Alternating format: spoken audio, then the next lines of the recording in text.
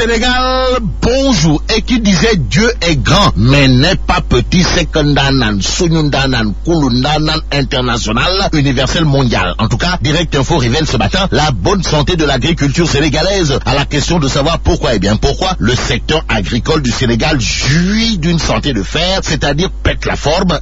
Direct Info révèle ce matin que Ndeketeyo, des records de production ont encore été battus cette année. Tatulen secondanan wai, que retenir cette année des performances dans le secteur agricole, signé le docteur Papa Ablaye Sekendanan. D'après Direct Info, le journal parle de 83% des subventions de l'agriculture qui sont réellement allées vers les petits producteurs. Aussi, Direct Info renseigne que la production céréalière est estimée à 2 732 109 tonnes, soit une hausse de 9% par rapport à 2017 et une hausse de 47% par rapport à la moyenne des 5 dernières années. L'année 2018 au plan agricole, c'est aussi l'arachide qui enregistre 1 432 086 tonnes, soit une hausse de 2%, indique Direct Info. L'autre info du journal, c'est de nous livrer ce qu'a déclaré Alhaji Sekendanan, Sunyundanan, Kulundanan, international, universel, mondial, à savoir, les petits producteurs ont de bonnes raisons d'exister en se basant sur l'existant. Daoucho, biétiste de Direct Info, d'écrire parier sur une agriculture performante pour atteindre l'émergence. C'est l'ambition de Macky Sall qui a confié le secteur agricole à un homme du sérail. De quoi dire à Sekendanan Wagorwai Sawai, le docteur Papa Ablaye Sek, alias Ndanan Kulundanan, intéresse à plus d'un titre Le Soleil quotidien. L'astre de Anne qui rappelle à qui veut et à qui ne veut l'entendre que la production céréalière est en hausse de 9% de 2017 à 2018. Souligne par ailleurs que 32 milliards de francs CFA sont déjà mobilisés pour la commercialisation. Ça veut dire quoi?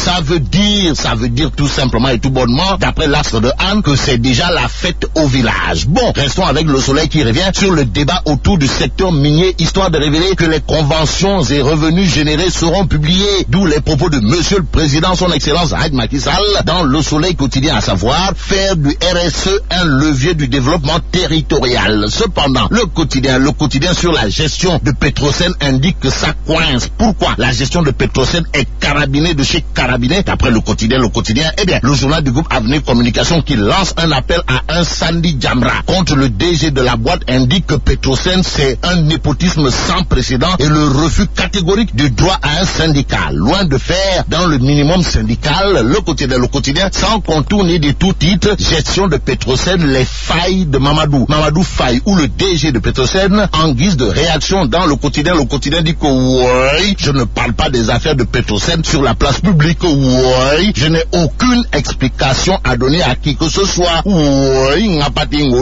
et pendant que le quotidien semble noter, monsieur le DG de Petrosen gère le bien public comme on gère un rideau, comprenez, une gargote. Source A nous amène à Thiès. Pourquoi faire? En tout cas, Source A, où le journal piloté par mon confrère Daouda Cham, de parler d'une pluie de recours, pire, un torrent de recours gracieux après le marché de 2 restaurants de l'université de Thiès, filé à Amar Investing, avant de titrer tout un livre à écrire sur les bizarreries. Ça veut dire quoi?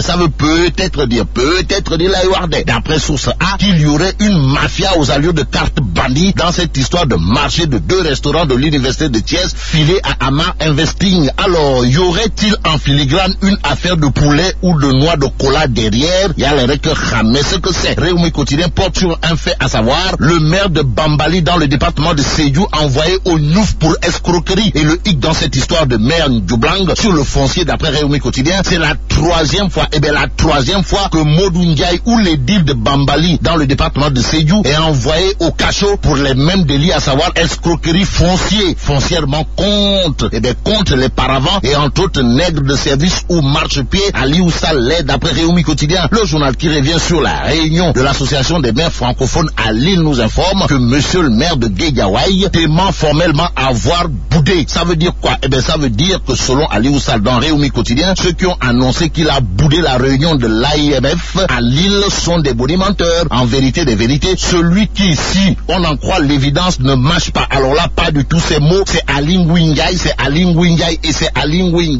Monsieur le ministre de l'Intérieur n'a pas usé de la langue de bois pour tenser et même remonter les bretelles, pire, tirer les oreilles de monsieur le maire de Tivaouane lors du CRD. En quoi faisant?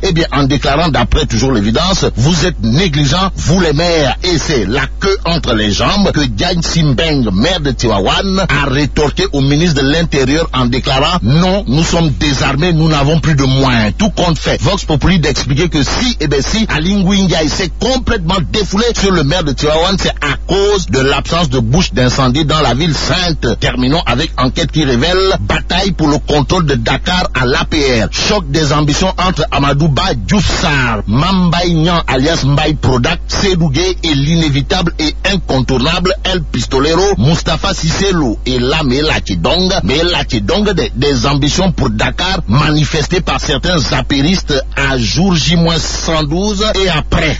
Bon, vive le Sénégal.